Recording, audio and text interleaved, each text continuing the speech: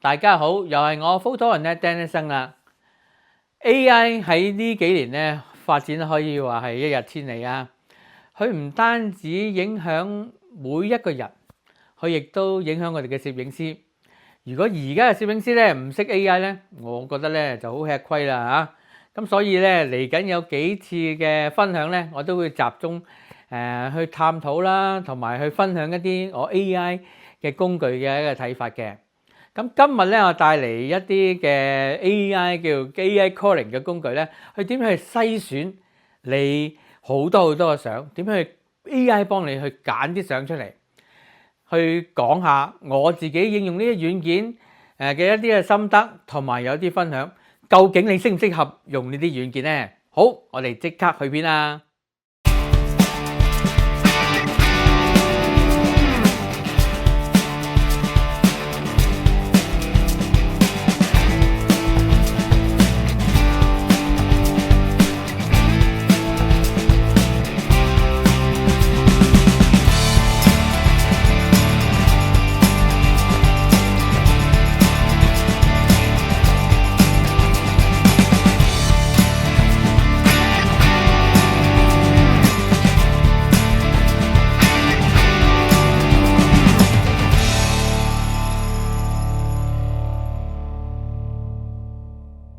好啦，咁今日咧，我嘅話題咧就係 AI Calling，點樣 AI 咧幫你咧可以咧去篩選啲照片嘅。咁今日咧會介紹兩個軟件，就係啱啱開嘅呢個 Aftershoot 啦，同埋 Lightroom 嘅嚇。咁好啦，首先我講 Aftershoot 先啦。咁我所用嘅版本咧係2026年最新嘅版本，V 2.26.1啊，應該係啊先係啦，V 2.16.2咁樣嘅嚇。咁咧就首先我打開一啲例子咧嚇，咁同大家講解下嘅。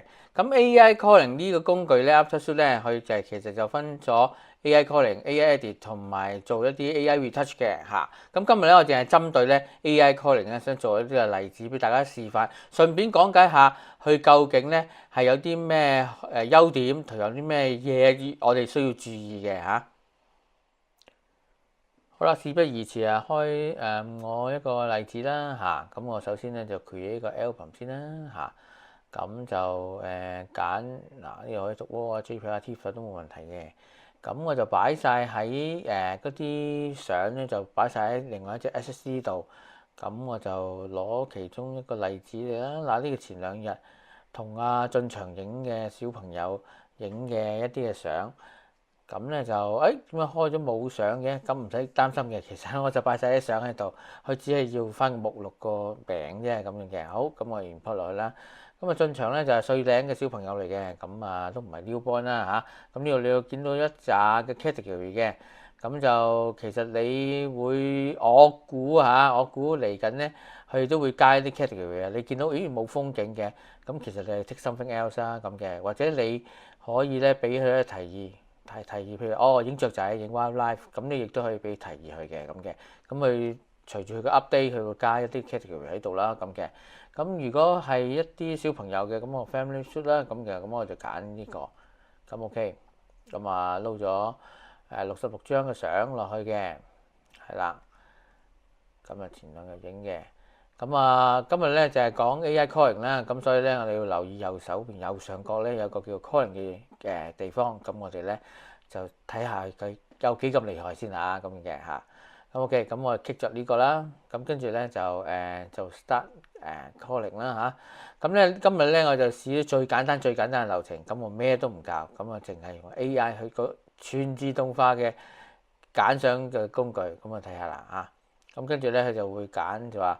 你要幾多相啊？咁呢度咧其實我想精華啲喎，我想要揀即係少啲嘅相，我想去幫我即係揀即係少啲嘅相，咁最精華嘅咁樣嘅，咁然後咧你揀完之後咧呢度啦 extreme 啦嚇，揀咁跟住撳 start calling 咧就得㗎啦。好啦，咁今次咧用嘅相機咧就 R5啦，咁咧就用啲35.8 STM 鏡頭。咁我特別咧就將塊面咧校最慢，即係校60分之一秒，咁就令到佢我都 expect 有啲朦嘅，咁點解話35mm鏡頭你1/60咪過咗安全快門咯？點解會矇啊咁樣嘅？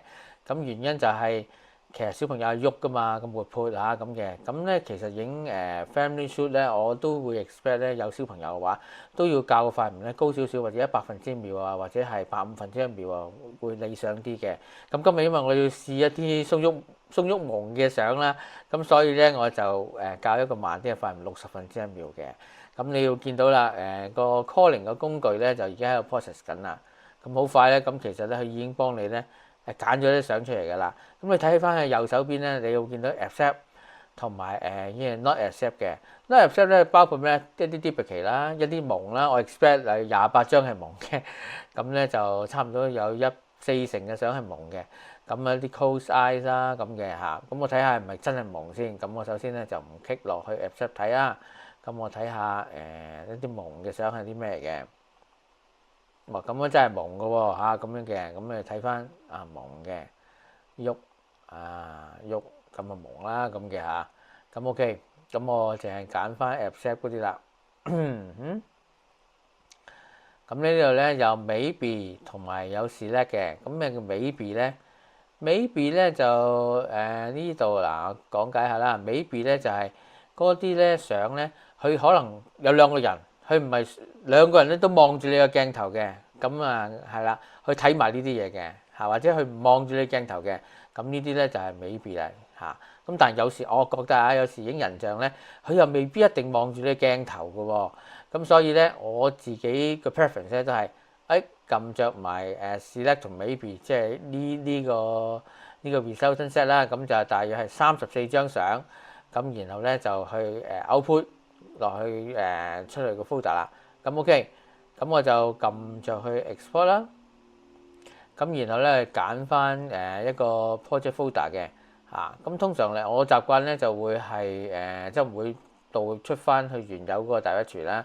咁我另外抄開咁去一個 Aftershoot 嘅 folder 啦。咁跟住咧 select，咁跟住咧就撳呢個掣咧就搞掂啦。咁就導出呢啲相噶啦。好啦，咁啊做完之後咧，咁啊喺個 Aftershoot 嗰個 folder 嗰度咧，你要見到佢分開啦。maybe 同埋 select 咧，佢分開兩個 folder 嘅。咁啊 maybe 就係嗰啲即係個眼未必望鏡頭啊嗰啲嚇咁樣嘅相啦嚇，但係我覺得都係有參考價值嘅。咁啊 select 當然就係嗰啲in focus 啊，同埋眼睛啊望住你鏡頭嗰啲相嚟嘅咁嘅。咁呢個咧就係 Aftershoot 嘅流程。咁跟住咧，我哋會睇下 Lightroom 嘅流程究竟係點嘅咧？好，咁跟住我哋打開Lightroom Classic 啦呢個軟件。Lightroom Classic 呢個軟件咧喺2026年咧係有一個新嘅 update，加入咗 AI Assistant Calling。究竟係點樣用嘅咧？我而家就做一個簡單例子，就用翻頭先嗰個例子啦嚇。咁 OK，咁我哋打開個版面之後咧，咁我喺左下角正常都會import 一啲相入去啦嚇。咁我哋咧嗱，大家留意咧上面嘅欄位嗰度咧有一個叫做 Assistant Calling 嘅。咁首先咧，我哋揀翻我哋個工作 directory 啦，which 係嗰個小朋友嘅相啦嚇，有60零張嘅嚇。咁跟住咧，我就會係 click 着呢個 Assistant Calling 嘅軟件。咁大家留意嘛，咁佢咧就喺左下角即刻咧就會撈呢66張相入去嗰度做一啲嘅分析。咁喺左邊嘅欄位咧，就見到佢篩選嘅條件，你 select 嘅條件啦，譬如佢係咪in focus 啊？佢係咪即係個眼係 in focus 啊？或者係佢咁打開隻眼咁樣嘅？咁啊 misfire 呢度就係話有冇撳錯，輕輕咁撳就成日都會有嘅啦，就撳錯一啲快門咁就影咗啲另外一啲嘢啊咁樣。亦都有一個叫 exposure issue。譬如一啲太 under 太 over 嘅相啦，都會 highlight 嘅。咁呢度 auto stack 咧就係俾你譬如影相咁可能一秒影10張20張，咁咧就佢就 group 埋一堆咁樣嘅嚇。咁不過 which 我哋影人像就好少會咁做嘅咁嘅嚇。咁 OK，咁撈咗一陣之後咧，你都會見到佢有一啲相咧就剔咗，有啲相係交叉。咁我睇下個交叉嘅相係咩原因咁嘅。佢話 subject 咧就係唔 in focus 嘅，佢呢個咧，你會見到咧，其實佢有一個分數喺隔離嘅。嗱，譬如呢個 Richard 呢個咧就46分。咁其實咧話，咦？咁我睇下係咪 out of focus 先。哦，咁啊有少少鬆郁黃嘅咁嘅。咁啊，但係如果你話可以接受嘅話咧，咁咧我哋咧就會點樣做咧？咁我哋就喺呢度咧，其實咧好 flexible 咁樣，我哋較低少少嘅分數40。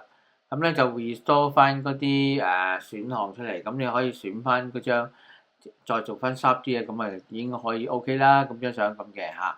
咁所以咧呢度咧你係有一啲 flexibility 去調校嘅嚇。咁我剔翻去50先啦，個 default 嗰個先啦，咁嘅嚇。咁跟住咧，如果我揀好相 OK 咗冇問題之後咧，which 去揀咧都應該係揀咗20零張相嘅。咁我再 import 入去咧，就咁就搞掂㗎啦。好啦，兩個軟件我都示範咗一次啦，咁係時候咧，我講講我對呢兩個軟件嘅一啲嘅評價。喺工作流程方面咧，我覺得咧 Aftershoot 咧會比 Lightroom 咧更勝一籌嘅。原因就係，譬如有一啲譬如有飲宴啊，一啲嘅照片啊，佢會識得自己 group 埋一堆相咧，然後俾你咧喺裏邊咧再慢慢嘅揀嘅。咁如果你見到有啲相啊，譬如簽字嘅話，咁有啲選相都 OK 嘅喎，咁你可以即時咧去揀翻佢嘅，咁可以做到一個更精準嘅選擇啦。相反咧，如果你喺 Lightroom 想做同一個效果咧，你就必須要喺左手邊嘅一個 Auto Set 嗰度咧設定一個秒數。然後用嗰個秒數咧，然後去將啲照片咧去組埋一堆堆啊。但係咧，佢嘅 flexibility 就唔係咁大，你只可以選你要呢張相或者唔要呢張相。所以咧呢度方面咧，可能 Aftershoot 就會好啲啦。今次呢個 AI 工具咧，我亦都做咗啲壓力測試嘅。我差不多用咗2個星期嘅時間去準備我啲 test case。以下落嚟呢啲呢，就係我今次測試嘅一啲嘅結果，俾你哋參考一下嘅。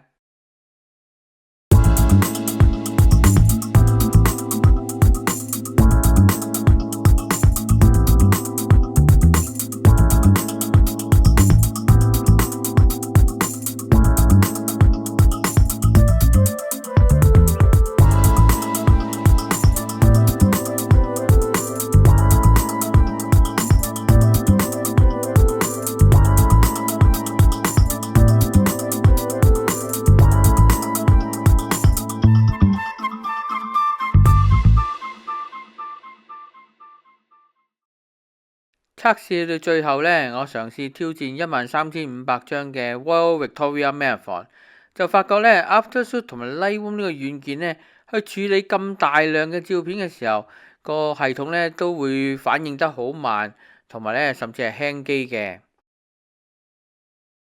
我即時呢將呢個問題轉介俾佢哋嘅技術人員。我喺呢度咧特別感謝阿 Steven 同埋佢個團隊，總共有4個人咧，都係去幫助我去處理呢個問題嘅。最後發現咧，係因為我嘅電腦咧嘅內存 RAM size 咧就唔夠，所以如果你預着你要處理一啲大量嘅圖片嘅時候，咁咧你需要咧去一啲高性能少少嘅機㗎。